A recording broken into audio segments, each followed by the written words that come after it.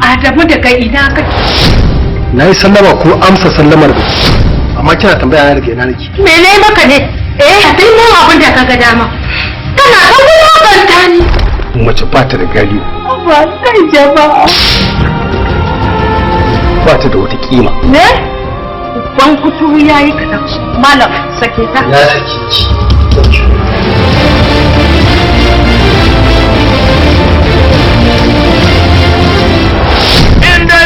aiki na haukatarwa ko na kasarwa sai mun yi za ta tafi can gulubul kiɗimani.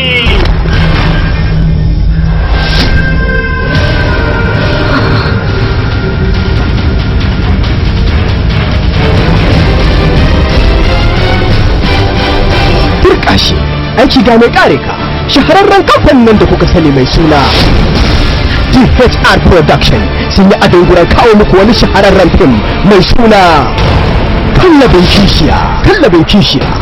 Wai ta yaya ma kika yi sakaci har kika zo ya dinga auro miki mata irin waɗannan? Kaya bani wani aiki na dare 3. Kawata sai dai ki gani da ciki duk ya dane mu.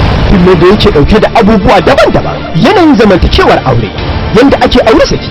Sani Sadiq ne a cikin fim din. Shi yake arin gidan ƙuri'an mata, ya auri wannan ya saki wannan. Ina so zan ƙara aure. Anya wannan yaron ina da hankali ba. Anya bai ci kai ba. Fim din Kallabin Kishiya yana dauke da faɗakarwa, ilmantarwa, wa'azantarwa, yana dauke da kuma manya-manyan jarumai daga masana'antar Kanewo. An introduce Lawan Kra. Kallabin Kishiya.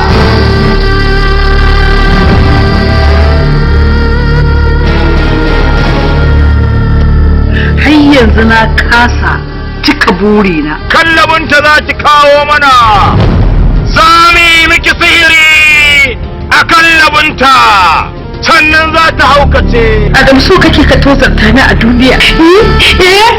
Adamu ya samu aiki na hazikin darakta Ahmad Aliyu Tagi tare da haɗin gwiwar wannan shahararren daraktan da kuka sani Tahiru Lawan Yaro. Maza suna da kwaɗayi. Ta yaya za a ce mace kamar ki wai namiji fita ya barki a gida? Inda yana da wayo, yana da mata zabgegiya, ga fari, ga tsayi, ga ido, ga ushirya. Me yake nema kuma dan Allah dan Annabi? Ai rashin wayan.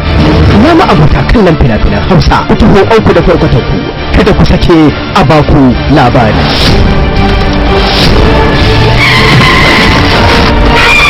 Kallabin Kishiya na nan tafe.